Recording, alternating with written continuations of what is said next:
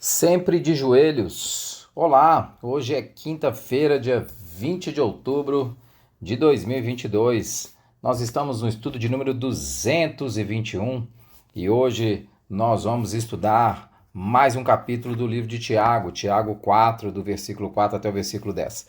Antes, entretanto, a gente sempre deixa os avisos, esses estudos são colocados na página do YouTube da Lagoinha Castelo, você pode pegar, ouvi-los, você pode ativar o sininho, ativar as notificações, você pode compartilhar com as pessoas que você conhece, que você ama, para edificar a vida delas. Lembre-se disso. Você, além disso, pode entrar também no canal da igreja no Spotify, lá também nós temos os estudos. Lembre-se, nós temos falado com recorrência aqui para que você compre a Bíblia 365. A Bíblia 365 vai te ajudar a fazer uma leitura mais disciplinada da Escritura. Ela é um plano de leitura da Bíblia que separa todos os dias uma leitura um trecho do Velho Testamento, um trecho do Novo, um trecho de Salmos e um trecho de Provérbios. E você também pode entrar no canal do YouTube do Vitor Fontana. Lá você vai encontrar estudos sobre a Bíblia 365 todos os dias. Por último, não se esqueça, entre nos canais digitais da igreja, lá você vai ver que nós temos estudos às segundas-feiras, às quartas-feiras, às quintas-feiras e aos domingos nós temos a escola dominical às 8h30 e às 17 horas. Hoje nós vamos falar um pouco sobre idolatria, sempre de joelhos. Por isso, o capítulo de hoje o estudo de hoje se chama Sempre de Joelho. Sempre de joelhos. Na verdade, nós sempre estaremos de joelhos. A questão é que nós temos que pensar estaremos de joelhos diante de quem? Nós vamos ler Tiago 4, do versículo 4 ao versículo 10. Diz assim: Adúlteros, vocês não sabem que amizade, lembrando uma vez mais, estou lendo na NVI, a nova versão internacional.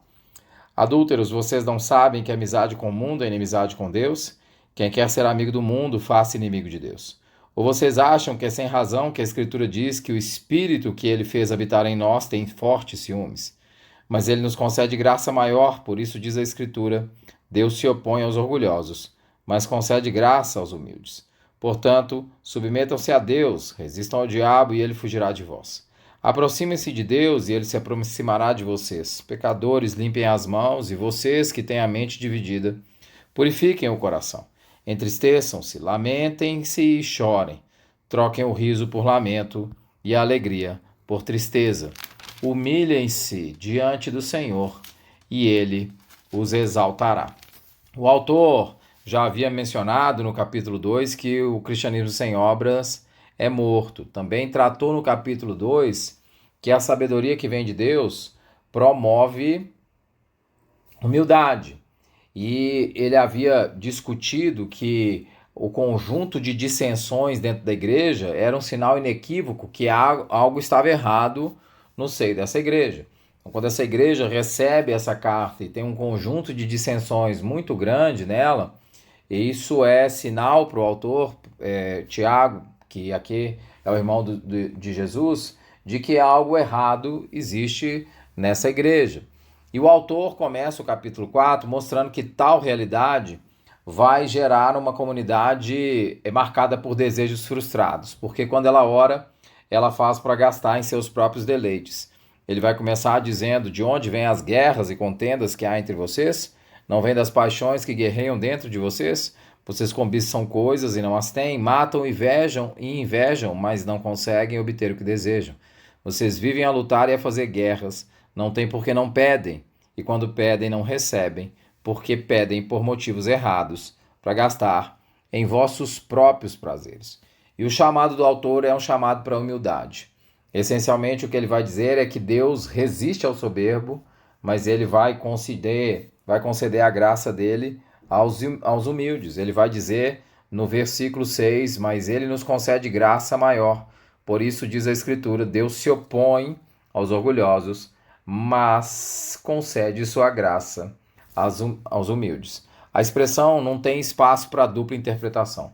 Deus não age em um local em que o trono é marcado pelo ego e é marcado pela idolatria. Deus não age em um local onde quem está no trono e quem está no comando é o eu. Deus não age em um local em que não há humildade. Ele vai dizer no versículo 10, humilhem-se diante do Senhor e Ele os exaltará. Mais do que isso, ele vai falar, submetam-se a Deus, no versículo 7. Mais ainda, ele vai falar, aproximem-se de Deus, entristeçam-se, chorem.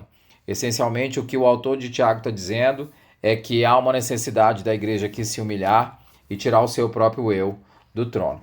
O Mauro Meister tem um livrinho chamado A Origem da Idolatria. O Mauro Meister é um teólogo brasileiro, um grande teólogo brasileiro, diga-se de passagem, e ele começa seu livrinho com a música do Ramil Ilene, Um Dia Você Vai Servir Alguém. A música é uma versão da canção do Bob Dylan, Gotta Serve Somebody, que essencialmente quer dizer que nós vamos servir alguém. Me deixe ler o trecho da música que diz assim: você pode ser rei no país do futebol, pode ser viciado em bingo e nunca ver a luz do sol. Você pode ser mago e vender livros de montão. Você pode ser uma socialite, enriquecer vendendo pão. Mas um dia você vai servir a alguém. Um dia você vai servir a alguém. Seja o diabo ou seja Deus, um dia você vai servir a alguém. Você pode desejar a cura com Lacan. Você pode procurar os serviços de um xamã. Você pode ser um pregador, chutar os santos do altar. Você pode ter um bom discurso. Você pode nem saber falar. Mas um dia você vai servir alguém. Você pode ser demente, pode ser doutor. Você pode ser sincero, pode ter rancor. Você pode ser um crente, você pode ser um ateu. Pode ser um leitor vaidoso ou uma miss que nunca leu. Mas um dia você vai servir alguém. Um dia você vai servir alguém.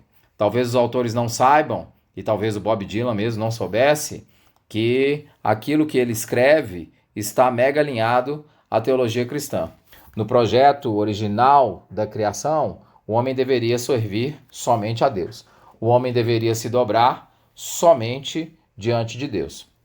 O que o autor de Tiago diz é que, no fundo, quando nós não nos humilhamos, quando nós não choramos e não pedimos misericórdia para o nosso coração, nós estamos de joelhos. Essencialmente, estamos de joelhos diante de nós mesmos, estamos de joelho diante do nosso próprio ego, estamos de joelhos diante da nossa própria cobiça, porque ele vai dizer no versículo 2 que as guerras e as contendas vêm da cobiça. Ele vai dizer no versículo 3, quando vocês pedem, vocês não recebem, porque vocês pedem para gastar nos seus próprios prazeres. Você vai estar diante de algum Deus. Ou diante de Deus de verdade, ou diante dos nossos ídolos.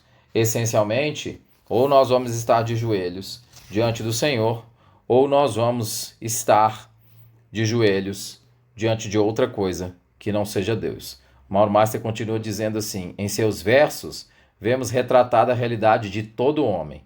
Isso é, o fato de que um dia eu e você serviremos alguém. Talvez os compositores não sabiam quanto estão perfeitamente corretos à luz do Evangelho. Talvez não soubesse o quanto estão corretos à luz do Evangelho. No projeto original da criação, o homem deveria adorar somente a Deus, o Criador de todas as coisas, mas com a queda houve uma separação que acabou por obscurecer a visão humana de quem deveria ser adorado. A inclinação para adorar permanece no coração dos seres humanos, mas como cegos, todos erram o alvo, sem nem ao menos se darem conta disso. Qualquer adoração e serviço a outro ser ou objeto que não o Criador constitui, entretanto, grave equívoco. E como não há meio termo, em última análise, adora-se a Deus ou adora-se ao diabo.